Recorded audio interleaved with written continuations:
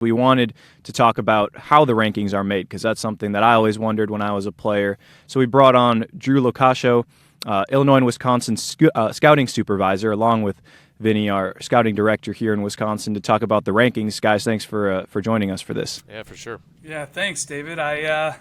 Privileged to be on here for the first time. Should be a lot of fun. Yeah, first of many, hopefully. But when I was a player a few years ago, not that long ago, I always wondered how the rankings were made.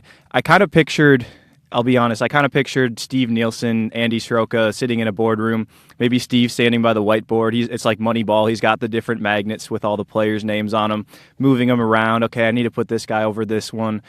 This guy, these two pitchers, they're similar. Is that anything close to how it works? I was gonna say you're not totally wrong. But yeah, you mentioned Steve Nielsen. He was a longtime Wisconsin director. He now is in more of a national role with the company and helps with day-to-day operations. But he did an unbelievable job, kind of starting in Wisconsin, getting the ball rolling up there. Now we're able to pass it on to Vinny, and the state's never been in better hands. Really lucky to have Vinny with us, and he's a huge resource with what we do now with the rankings, along with our whole staff. Andy Soroka, Josh Fields are very instrumental in the rankings, and you're not totally wrong. Look, the rankings is by far the hardest part of the job, at least from where I sit. Having to put a number on a player, it's never easy. You know, these guys are young, they're always evolving, they're always changing, and it's a ton of responsibility to put a number on a player and to peg him as either it's 87th in the state or first in the state or not ranked at all. And there's a lot of kids that care a lot about that number. So we do not take that lightly. It is a group effort, and it's something that we are diligent about. And I'll never sit here and say that we're perfect. Rankings will never be perfect. We try to get them as good as we can get them. And with that said, like, how do you get them as good as you can get them? You see as many players as many times as possible, and as many different varied looks from as many different eyes as we can. And we value everybody's opinion on our staff. We all have different things that we like and look for, sweet tooths, and you got to kind of marry all that. But how we do the rankings, you know, we utilize Google Sheets. And we have players listed on the Google Sheets. And as we're seeing players, we're constantly making comments. We're color coding. We're moving them within our sheet. We're adding players to the sheet. We are putting our grades on them in that sheet. So we have internal grades that we use. And any time that we see a player, it can be used for invite-only events such as the Wisconsin State Games, the Wisconsin Future Games team. It doesn't have to be at an event. Anytime we're walking down the street and I see a kid playing catch, like that could potentially go, if I really like the arm action and the actions he's showing receiving the baseball, like he may get his name into that ranking sheet. But we're so lucky, with Prep Baseball and Sean Duncan and what they've done with this company, with all of the data and athletic testing that we use now at events. We're really able to dial in, as full of a picture of these players and prospects as we can. So we understand, like, coming to a showcase, it's not a game. They're not facing 85 with a good breaking ball. They're seeing 10 pitches in BP. They're running a 60. They're doing defense. But we're collecting all of these measurables, okay? And we're starting to paint that picture of a player. We're looking at the swing, like, one guy may get a 98 mile an hour exit velocity and another guy may get a 98 mile an hour exit velocity during BP, but those can vary on how they get to that exit velocity. Is it easy? Is it whippy? Is it loose? Is it using the whole field, or is it all turn and burn, nothing but pull, shouldery, stiff? A swing that maybe doesn't look like it's going to play in a game as well as that guy that's loose, flicking the barrel, spraying the ball around to all fields. So, we are looking at swings. We're looking at body types. We're looking at maturity levels. We're looking at actions. But that's all in a showcase setting. So, David, what we really try to do is take all of the information we're getting at showcases, build our follow list of, hey, these are the guys we need to attack and see play in a game. See, the spring is huge for us. Seeing these guys play for their high school programs, represent their communities and their schools, and then see how they perform, see how they compete, see how they handle themselves in the box or on the mound after a bad call or the guy behind them makes an error. All of that helps paint the picture of who these guys are, gives us the full picture. And then from there, we are trying to figure out who we think the best players and prospects in the state are. And I think the biggest misconception with the rankings is it is not a who do you want to give the ball to right now ranking. Like, who are the best players in the state currently right now? There is a prospect aspect to the rankings where we're constantly evaluating the floor and the ceiling. Because we want to evaluate not only who's going to be, who's good right now, but once they get into pro ball, once they get into college, that next level, who's going to continue to ascend.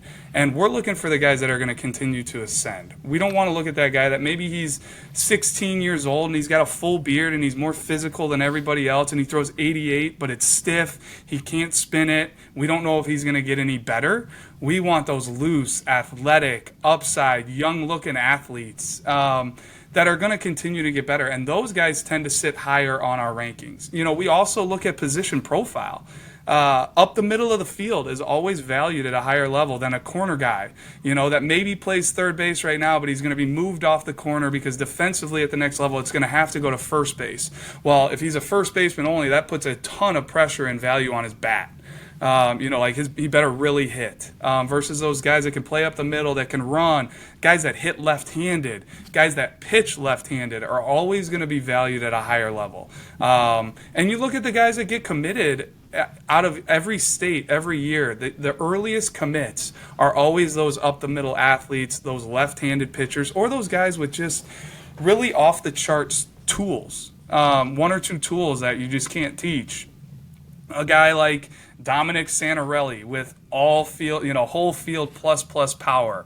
A Cal Moreau that can play up the middle of the field as a true two-way guy. We don't know what he's going to be best at yet, but we love the athlete, the frame, the makeup, the fact that he is a two-way guy. It's like, wow, how good is this guy going to be on the mound when he finally just, commits to pitching? Or maybe he'll never have to do that because the bat's going to continue to play up and he's going to be a position guy and he runs a 6'6", and he's checking a ton of boxes. So, Vinny, that is me, long-winded, just throwing it all out there, and I would love to open it up. But the rankings is such a big question with so many intricacies to it, and I hope I'm just kind of letting you guys in a little bit to what we do here. No, Drew, I mean, it is I could listen to you talk all day about this because, one, you're one of the foremost experts on this topic in the entire company of prep baseball. And look, I scouted for 4 years for the Texas Rangers. I rubbed elbows with some of the best evaluators of talent in the game. Drew, I'm not kidding. You're right up there with that kind of ability. And I just love hearing you talk and explain this and break this down for players and for parents, really, because it's super important to understand how this is all kind of going into our assessment of a player. And look, these are high school kids. These are kids that are freshmen and sophomores. We're talking about 14, 15, 16, 17, and 18-year-old players, right? The last thing that we want to do is really just kind of, hurt a kid's confidence. That is not what we're doing in terms of and when we break these kids down and when we're ranking them. Look, I played in the big leagues, guys, and I wasn't on any list, right? I was never ranked. I wasn't even heavily recruited. I was a late bloomer physically. There was some indicators there that I could play at the next level, but again, I was one of the most undersized players in the entire state. I ended up going to UW La Crosse, a Division III school. I use that as fuel to get myself better at the game of baseball.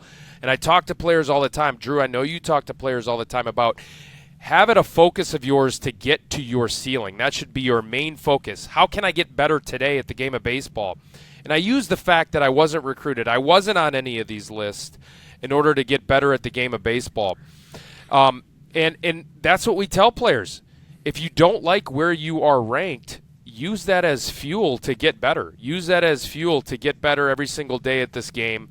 Because, look, once you guys do that, if you have that mindset, and if you find a school based on perhaps our rankings, if you find a school that is a good fit for you, let's say you're a lower-ranked kid, and then all of a sudden you just get better at the game. There's multiple examples of that where now all of a sudden guys are at a Division I program just because they use that as their fuel, they use that as their motivation that they were going to prove everybody wrong, and they find themselves to this day at a Division I program. There's a number of examples of that. And so, absolutely, I love it, Vinny. I love it, and you couldn't be more spot on. I think the biggest thing is, like, the number doesn't matter. You know, we're putting a number on you. It's an indicator at this point in life. You're 14, 15, 16, 17 years old. Like, Vinny, use it as fuel. Whether you're the second-ranked player in the state, I want to prove them I'm the first. If you're unranked, there are so many players in Illinois, Wisconsin that go unranked that are good players. We have to cut it off at a certain point and never let the number that we put on you influence how you feel about yourself as a baseball player. We're one company. We're one organization. There's so many colleges out there, and all it takes is one guy to like you. And control what you can control. You can't control what number we put on you, what we rank you. I'll tell you what, you can control getting better every single day. And that is how you're going to get noticed. And that's regardless of getting noticed, at the end of the day, if you look back 3-4 years down the road after high school and say, man, I worked my butt off to get better every single day, at least you can lay your head down at night and say, man, I gave it my all. And I just either wasn't good enough or I got overlooked or whatever it may be. But I'm telling you, if you do that, you're going to put yourself in a position to succeed. And that's what we want to see. So go ahead, Vinny. Yeah, and one of the things that we do look at, and when we are collecting these small bits of information about every single player, and look, we've been around so many players, and we've seen so many games at this point, and we've seen so many players at the showcase, at showcases that we run at Prep Baseball. We gather these little bits of information that we know what are the indicators that are going to go into whether or not you're going to be a higher rank or a lower rank. And one of them that is overlooked, I think, by a lot of players is that level of character, that level of makeup. Where are you at on that spectrum that I think, again, a lot of players don't see and don't focus on enough?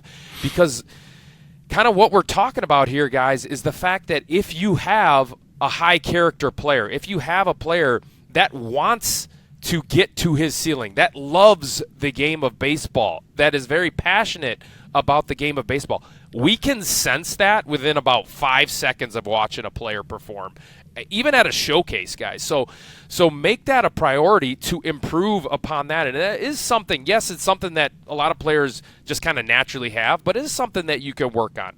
How hard do I work? How much do I love the game? How passionate am I? So when we are ranking you guys and when we are making our assessment on you guys and gathering those little bits of information, again, that we can pick up on, believe it or not, we can pick up on these things very, very quickly.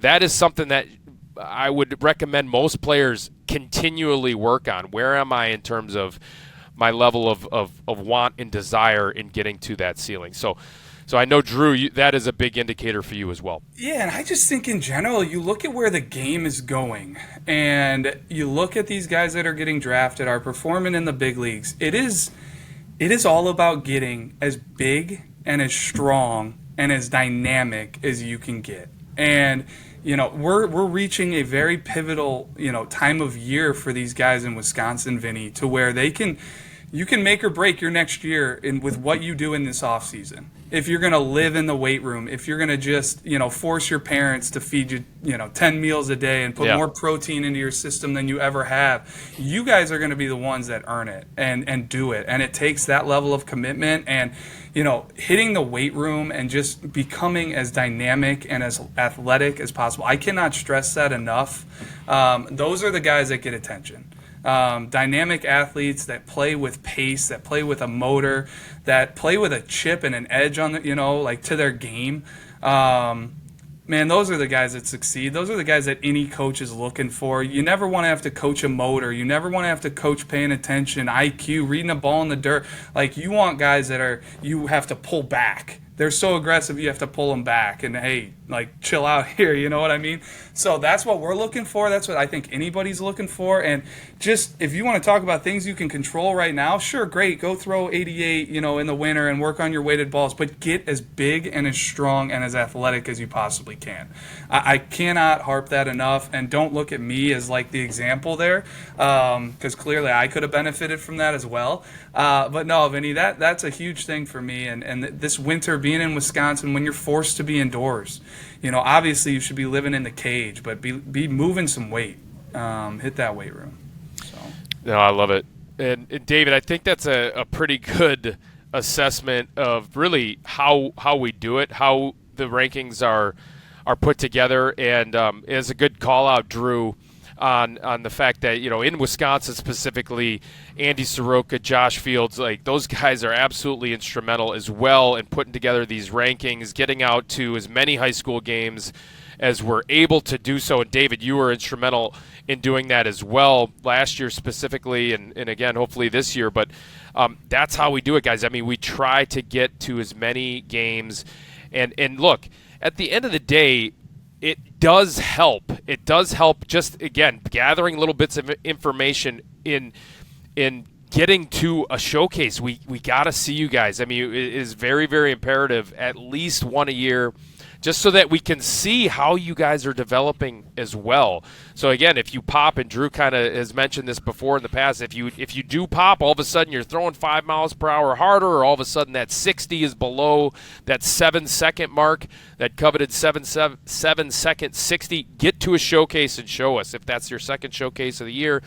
That way we can use that new information and adjust the rankings accordingly. But yeah. Vinny, and I'll keep jumping on here because you're bringing up great points. And I mentioned it in the beginning, but like we utilize our showcase and our showcases to really get that inside info on the player, all those metrics, all those data points. Like, what makes our job with the rankings so difficult is we have such varied looks on these players. We may have seen a guy like Dominic Santarelli take 50 in-game at-bats. But then we may be floating around the rock and we see, I may see 2 at-bats of a guy. And I'm like, okay, I really like to swing. Okay, I had a 4-3 down the line. I see him kind of floating out around shortstop. He looks like a dude to me. He looks like a guy that should be in the rankings. But I don't know the true 60. I don't know the true exit velocity. I don't know what that arm's playing at across the infield. And that's kind of just why it's so important to paint that full picture. To get to an event so we can really lock in and see, okay, that is what the swing looks like. And, okay, now I've seen the way he competes in a game, and I can kind of marry them both together and get just a much better opinion on you as a player. And I think what it does is it affects our confidence level. That's probably the biggest thing when we go into rankings is who are we most confident about? Like, who have we seen a bunch? Who have we seen really good consistently over and over versus those guys where, man, like he flashed a really good swing, but then, okay, I saw him against the breaking ball, hated the breaking ball, struck out 3 times. Like, I don't know if that's going to, like, that affects confidence level. So I think that's a huge part of the rankings is who are we more sure on? And that's going to come down with how many looks we have on guys. And, that's on us. Like, we get it. Like, that's why we're so diligent about getting out in the spring and running all the tournaments we do at the Rock. And we go to events such as Area Code and other things that aren't even our events. We're trying to learn and know every player in the state. And it's impossible. We're not going to know every player in Wisconsin, but we're darn well going to try. We're going to try to know as much as we can on them, whether they're the top 1% or that guy that's fighting for that, top 200 ranking who potentially could go D3. Those are the guys we really care about. Dominic Santarelli, those numbered top 3 guys, anybody's going to know about them. Their talent, like, that's not who we're here for. Yeah, we'll try to put them in environments and situations such as the Super 60, All-American Game, Future Games to, be seen by the people they need to be seen by. But really where I think we move the needle are the 98 percenters that fit into this much larger bucket of, man, I just really want to play college baseball and I want to find the right fit. And that's where I think our unbiased, what we can do, what we talk to with coaches, like, I don't lie. Like, if I see you dog it down the line to first base and, Wisconsin Whitewater asked me about, I'm going to tell them exactly what I saw. And I think that's why they come to us. We're not somebody that you guys are, paying to get lessons from, or a travel team that you pay for to play in the summer. Like, we are not going to be trusted by anybody at that next level if we're not telling the truth. So know that as a player, like, you better be on your P's and Q's no matter what, whether we're there or not. That's just how you should handle your business. And I could go on for hours and hours with this, Vinny, because it's super important. And I feel like with what we see in today's day and age is a lot of guys tend to, sabotage themselves with some of the actions on the field rather than elevate themselves. And it's little things that they can control: how you run down the line, how you get in and out of the dugout, how you react to a bad call, how do you react to a teammate after you struck out and your teammate hits a home run. Are you sulking at the end of the bench? Like, is that who you are? Or are you a team guy? And you think, like, people may roll their eyes, but these coaches, they choose who they want in their programs. If you live in Kenosha, you may be forced to go to those public schools, but like these coaches at Wisconsin Parkside, at Milwaukee area, like they are choosing their teams and their lives depend on it. Putting food on their table depends on recruiting the right guy. So it's the better you become, the more important that stuff becomes. Oh, I love it. And the fact that we're so passionate, you can hear it in Drew's voice, how passionate we are about getting this right. We're not going to get it right all the time, but again, we don't take this lightly by any stretch of the imagination. You should hear some of these conference calls that we are on about the rankings and agonizing over players and where this kid should slot in and where, should this.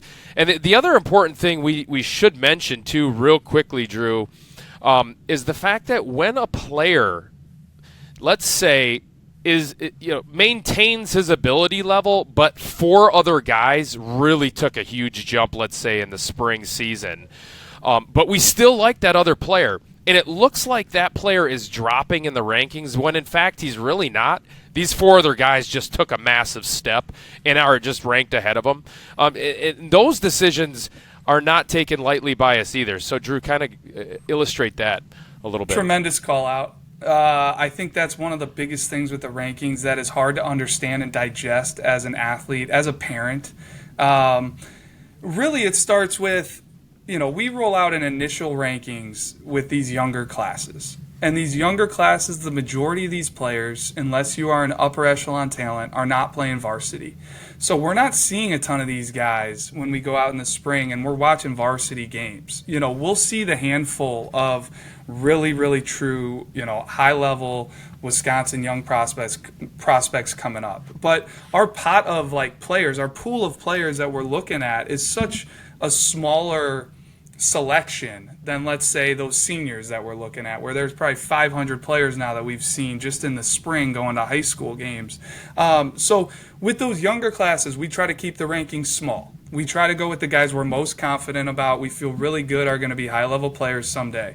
And as you go through high school, it's the pool of players that you are now getting evaluated between, it just grows. So what we'll do is Johnny Johnson at a high school up there in Wisconsin, we will have, let's say you make that initial top 20 list. We have an internal grade that we put on you. And if you kind of stay that same player, just kind of steadily, gradually continue to improve and kind of stay at that ranking that we kind of had you at, well, like Vinny said, within that next year, within those next couple months, when we update the rankings, we don't just update the rankings, we expand the rankings because we see more and more players in that class. So probably the best example that I have heard with explaining how our rankings work is if you go to a high school with 20 players or with 20 students and you have a 3.7 GPA, you may, with that school with 20 players, you may rank there seventh best within those 20 students at that small school. Well, that 3.7 GPA, if you now all of a sudden go to a school with 100 students, you still have a 3.7 GPA. But guess what? In that pool of 100 students, there's now 13 more guys that have a slightly higher GPA than you. Guys that we've graded out at, a certain level that's slightly higher than you. You haven't changed in our mind, but these guys have come, either in front of us for the first time or have gotten better to where now their grade has changed. And that GPA, now maybe you were 7th in that class of 20, now in that class of 100, you now are at 18. And you may think, oh gosh, I'm sliding down. But no, your grade has stayed the same. It's just harder to stay up at that top of the rankings. You have to make monumental improvements to continue to stay at that number you're at or continue to get better. And it just illuminates and magnifies as we go up in grade levels. The older you get, the more players that we see that are your age. And really when it just gets, to the biggest is when they're juniors and seniors, and those are the guys that the majority of these high school teams are made up of, and that's where we're seeing a ton of players. So, Vinny, I may have missed something in there that feel free to color in, but at least that to me is the truest way to define how guys will, maybe start at 17 their freshman year, and then by the time they're a senior, they're down to 47, 64, and they think they've dropped. And it's like, no. Your grade's still really, really good. We think really highly of you as a player. It's just, man, there's a lot of good players in Wisconsin. Like, there's a lot of good players in Illinois, and there's so many guys that don't get ranked that play college baseball, first off. So I hope that answers it, Vinny, and I always try to do a good job explaining, but that's a tough one to explain. That's a great explanation, and probably the hardest thing that we do have to do is rank players at the lower, the younger classes.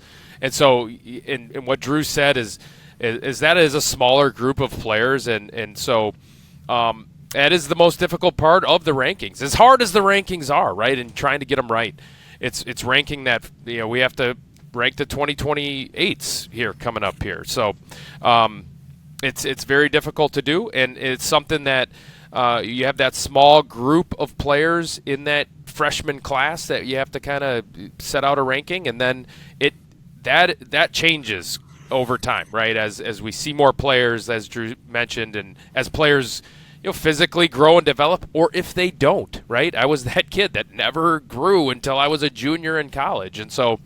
But again, that's not an indictment if that player doesn't, and all of a sudden he is lower in the rankings. That doesn't mean that player can't play and have a very productive college career. So, yeah, I think the other I'll end it after this is like we talked about like the varied looks that we get on guys. Like we may get one look on a guy, and he may be a Big Ten commit, but we had a bad look at him, right. And that was our one look. So we know, like, hey, we're judging the tools. Like, we see the arm strength, but, like, maybe you didn't have feel for the breaking ball that day.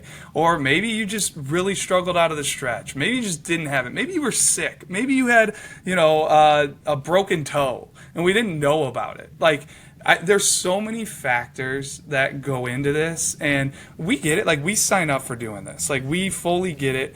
But I think the biggest thing is informing the coaches, the players, like, hey, this is at least what we're doing. This is how we do it. This is what we're trying to do. This is what we're looking at. And I think that's why we're on this, podcast trying to explain it. Because for me, it's all about the transparency. It's all about like, hey, how did you get to this? And hey, we're going to miss. We're going to hit. We're going to miss. Hopefully we hit a lot more than we miss. To me, it's not really about that. It's about our process. Like, is our process correct? When we're going to watch a guy, like, are we looking at the right stuff? Are we evaluating the right things? And are we taking in all the information that we're getting correctly? And then are we doing the best we can to slot it from there? Like, that's really all from a supervisor's perspective. That's all I can ask for. And I love the process that we use. I love the conversations that we use. And I think you're right. If anybody were to listen in and hear how we go back and forth on players, and we care. Like, there's digs and there's emotion that goes into it. And that's the beauty of it, too, is there's no cookie cutter way to do this. And it's a beautiful thing, and it's hard, and we care. So, yeah. Yeah, David, I think that about covers it. I mean, we just kind of covered the gamut of what we're doing and what we're looking at and the process that goes behind the rankings. It's not easy, and we don't take it lightly, but does that kind of answer your question, David? Yeah, I had about 12 questions prepared. kind of thinking back to when I was in high school, what would I want to ask the person making the rankings? And you more than answered all of them. So that was great. Oh, all right. Yeah. Well, thank you for welcoming me to the Badger State Ball podcast. It's been a pleasure, and hopefully I can get back on here, David. I think we could make that work. All right. Love having you on, Drew. Thanks for joining, Drew. Yeah.